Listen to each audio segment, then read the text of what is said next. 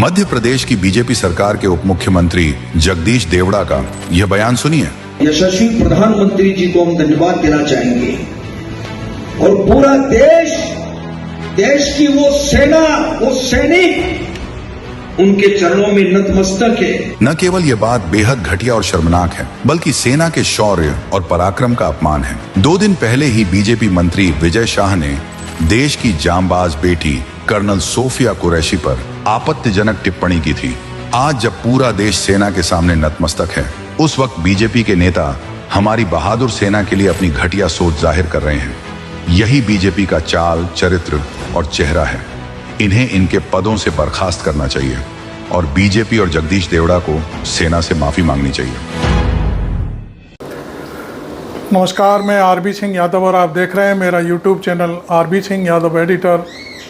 आज भारत सरकार की जो तमाम कमियां हैं उसको लेकर के राहुल गांधी ने कई सवाल उठाए हैं और उन सवालों का जवाब भी मांगा गया है। पहली बात तो हम आपको बता दें कि जब ऑपरेशन सिंदूर सेना चला रही थी, उससे पहले पाकिस्तान को ये बात क्यों बताई गई कि हम हमला करने वाले हैं आपकी फलां जगह पर। ये मैं नहीं कह रहा हूँ या मेरी कोई अपनी खोज नहीं है। यह जो एस जयशंकर हैं विदेश मंत्री, उन्होंने प्रेस के सामने आज बयान दिया है और उनके बयान को लेकर के आज पूरे देश में हू हल्ला शुरू हो गया है। ख़ास तौर पर राहुल गांधी ने ट्वीट करके 2 सवाल पूछे हैं। पहला सवाल आप से ये पूछा है कि आपको किसने अधिकृत किया था कि आप पाकिस्तान को बता करके हमला करें। दूसरी बात, जो हमला आपने किया, ऑपरेशन सिंदूर चलाया गया, उसमें हमारे देश के कितने जहाज़ खराब हुए, नुकसान पहुंचा, उसकी जानकारी दीजिए। इन 2 सवालों को लेकर भारतीय जनता पार्टी की सरकार, जो नरेंद्र मोदी की सरकार है, गफलत में पड़ती जा रही है।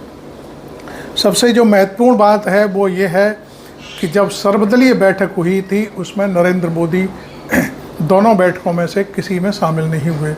बाकी पार्टी और उनके तमाम जो मंत्री हैं वो सब शामिल थे, लेकिन उस मीटिंग में यह अधिकृत नहीं किया गया था कि आप जब हमला करें तो पाकिस्तान को बता दें कि हम इन जगहों पर हमला करने वाले हैं, जिसका आज खुद ही एस जयशंकर ने व्याख्या की है प्रेस के सामने। ये बहुत बड़ा सवाल है और जो संजय सिंह हैं आम आदमी पार्टी के, वो तो बाकायदे प्रेस को, ANI को बाकायदे उनका टेप सुनवा रहे हैं कि सुनिए जयशंकर क्या कह रहे हैं। और भारत सरकार ने, ख़ास तौर पर मोदी सरकार ने देश के साथ गद्दारी की है।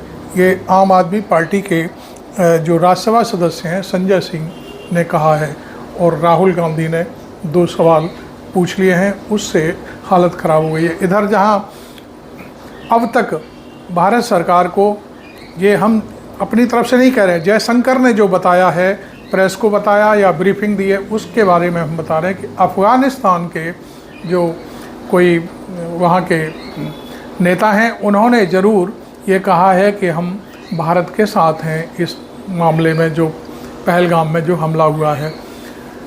तो ये तो बात अब तक की हो गई और अब बात चल रही है, भारत सरकार ने फैसला किया है, ख़ास तौर पर मोदी ने जो फैसला किया है वो ये है कि हमारे जो लोकसभा में जो सांसद हैं उनकी टीम जगह जगह दूसरे देशों में जाकर के पहलगाम हमले की बात रखेगी और उसके बाद पाकिस्तान के साथ जो कुछ भी हमारी तरफ से कामयाबी हासिल हुई है उसकी बात करेंगे।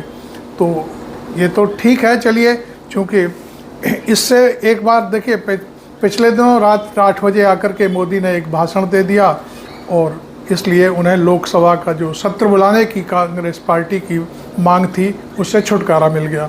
अब दूसरी बात यह है कि अब कहीं सर्वदलीय बैठक ना बुलानी पड़े, इसके लिए उन्होंने पहले से पहले ही ये शगुफा छोड़ दिया कि हमारे सांसदों की टीम जगह जगह दूसरे देशों में जाएगी और इस मामले में अपनी बात क्लियर करेगी। इसमें एक बड़ा मजाकिया तौर पर ये बहुत बड़ी बात है जो मैं आपके सामने रखने जा रहा हूँ। जो चयन किया गया है सांसदों का, या चयन किया जाना था सांसदों का कि कौन कौन सांसद किस किस पार्टी के सांसद कहाँ कहाँ जाएंगे, इसमें बड़ी हेराफेरी हुई है। कांग्रेस पार्टी से शायद 4 या 5-6 सांसदों की लिस्ट मांगी गई थी और उन्होंने अपनी लिस्ट दे भी दी थी, लेकिन जो विदेश भेजने के लिए जो टीम बनाई गई है उसमें उन लोगों को शामिल नहीं किया गया है जो कांग्रेस ने सांसदों की लिस्ट दी थी। इधर शशि थरूर को शामिल किया गया है। ये देखिए कहाँ जोड़ा है। अभी केरल में एक जो पोर्ट का उद्घाटन था, अडानी पोर्ट, तो उसमें जब वो मिले थे तभी उन्होंने व्यंग छोड़ दिया था कि आपके यहाँ रहने से, आपके यहाँ उपस्थित होने से बहुत सारे लोगों के पेट में दर्द होने लगेगा। वो बात यहाँ शामिल हो रही है, बिल्कुल साफ साफ दिखाई दे रही है। आपको मालूम है कि शशि थरूर वो व्यक्ति हैं जो इस समय कांग्रेस को गाहे बगाहे गरियाते रहते हैं, लेकिन फिर भी कांग्रेस ने उनके खिलाफ अभी तक कोई कार्रवाई नहीं की। वो बैठकों में ज़रूर पूछते हैं कि आप इस तरह की बयानबाजी क्यों कर रहे हैं, वो भी यही बात खुद बता रहे हैं। लेकिन इस समय जब कांग्रेस ने शशि थरूर का नाम नहीं भेजा है तो नरेंद्र मोदी ने ये कैसे तय कर दिया कि शशि थरूर डेलीगेशन की, उनके नेतृत्व में डेलीगेशन जाएगा। तो ये क्या है, कांग्रेस में फूट डालने की एक नई पहल शुरू कर दी है पहलगाम हमले के बाद, और ये जो सिंदूर, जो ऑपरेशन सिंदूर है सेना का, उसके हवाले से। दूसरी बात, शशि थरूर भी एग्री हो गए हैं। ये वही शशि थरूर हैं जिनकी बढ़ाई अभी केरल में हो रही थी, उससे पहले वो 50 करोड़ की गर्लफ्रेंड के बारे में इन्हीं शशि थरूर को मोदी ने कहा था। सारी पब्लिक डोमेन में सारी चीज़ें रखी हुई हैं, हर कोई व्यक्ति यूट्यूब पर जा कर के सारी मोदी के बयानों को देख सकता है। धारावाहिक बहुत सारी चीज़ें आमतौर पर हम भी देखते रहते हैं। तो खैर, ये सारी जो कहानियाँ चल रही हैं कि कांग्रेस में किसी तरह से फूट डालो और उसे डैमेज करने की कोशिश करो। अब मैं आपको बता दूं, लगता यही है कि शशि थरूर शायद कांग्रेस छोड़ने की तैयारी में है। ये अब मेरा अपना अनुमान है, मैं किसी पर कोई आरोप नहीं लगा रहा, ना मेरा कोई ऐसा मकसद है कि मैं किसी के बारे में कुछ इस तरह की टिप्पणी करूं। लेकिन ये जो नज़दीकियां बढ़ रही हैं, जो पैंग कहते हैं, पैंगें बढ़ाई जा रही हैं, उससे तो ये साफ हो रहा है कि शशि थरूर कांग्रेस पार्टी को अलविदा कहने की तैयारी में है। अब दूसरी बात यह है कि भारतीय जनता पार्टी के पास ऐसा कोई व्यक्ति नहीं है सांसद जो धारा प्रवाह अंग्रेजी बोल सके। तो उन्होंने गाहे बगाहे बस एक शशि थरूर हैं कांग्रेस के नेता। हालांकि कांग्रेस में बहुत सारे नेता हैं जो धारा प्रवाह अंग्रेजी बोलते हैं, लेकिन उनका कहीं नंबर नहीं है। उन्होंने शशि थरूर को चुना जो अभी कल परसों तक केरल में उनके साथ थे। तो ये बातें चूँकि रह गई थी तो मैंने सोचा कि मैं आपको भी बताता चलूँ, और ये सारी चीज़ें ज़रूरी भी है जनता तक पहुंचने के लिए कि आखिरकार सरकार क्या कर रही है, विपक्षी दल क्या कर रहे हैं, विपक्ष में बैठे लोग क्या कर रहे हैं। तो सारी कहानियां आपके सामने लाना बहुत ज़रूरी है। अब मैं एक बार फिर लौटता हूं जयशंकर के बयान को लेकर के। भारतीय जनता पार्टी जो भी कुछ कर रही है आज की स्थिति में, वो पूरी तरह से देश विरोधी जैसी स्थितियां पैदा कर रही है। और बल्कि ये कहना बहुत ज़रूरी होगा कि सरकार आम तौर पर यह देखने में आ रहा है कि सेना का मनोबल किस तरह से तोड़ा जाए। पहली बात तो सीज फायर अमेरिका से आया, सीज फायर हो रहा है, हम ज़बरदस्ती करा रहे हैं, हम व्यापार बंद कर रहे हैं। वो फूफा कौन होता है हमारे देश के बारे में कोई निर्णय लेने वाला, इस पर अभी तक चुप्पी साधी हुई है कि फूफा ने क्या कहा, इस बात को कोई कुछ भी कहने के लिए तैयार नहीं है। दूसरी बात, अब मैं आपको बता दूं कि सीज फायर, सेना जब बिल्कुल नज़दीक पहुंच गई सारे काम करने के लिए, सेना ऑक्युपाइड जो कश्मीर है उसको भी हासिल करने की बिल्कुल नज़दीक थी, 1-2 स्टेप बाकी थे, तो उस समय सीज फायर क्यों किया गया। और बाकी अब मैं दूसरी बात बता दूं, कर्नल सोफिया जिसका परिवार आज से नहीं, स्वतंत्रता संग्राम जो 1857 का था, वहाँ से उनका परिवार देश की सेवा में लगा हुआ है। उस कर्नल सोफिया के लिए वहाँ का जो विजय एक साहा नाम का एक आदिवासी नेता है, उसे भारतीय जनता पार्टी खुदा मान के चल रही है। और जो चीफ मिनिस्टर हैं मध्य प्रदेश के डॉक्टर साहब उन्होंने तो जब मीडिया ने सवाल पूछा कि उन्हें हटाया जा रहा है तो उन्होंने बाकायदे बिफरते हुए कहा कि नहीं, हम कोर्ट के आधार पर ही सारी फैसले करेंगे। अब असली बात क्या है कि डायरेक्ट तो वो आदिवासियों को नाराज़ करना नहीं चाहते, इसलिए उनका ये है कि कोर्ट ये कह देगा कि हटाओ तो फिर हम हटा देंगे। मतलब कुल मिलाकर के पॉलिटिक्स हो रही है। अभी तक भारतीय जनता पार्टी ने कोई इस तरह का स्टेप नहीं लिया है कि विजय शाह को हटा दिया जाए। ये तो रही एक बात।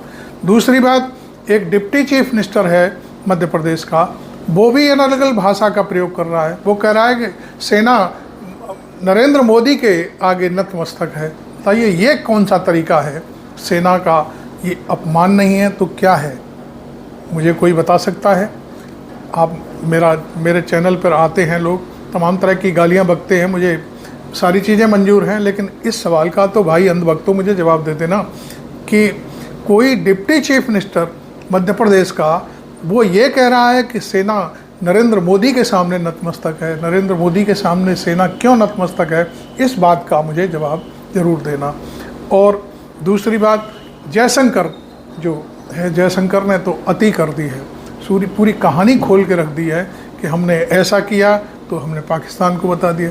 इसका मतलब क्या हुआ? देखिए मैं आपको बता दूं, इनकम टैक्स के छापे पड़ते हैं, जब छापे पड़ते हैं या पुलिस कोई छापा डालती है, कहीं शराब बन रही है कुछ, हमारी करीब 40 साल की पत्रकारिता हो गई, हमने ऐसा देखा है कि तमाम पुलिस में भी मुखबिर टाइप होते हैं।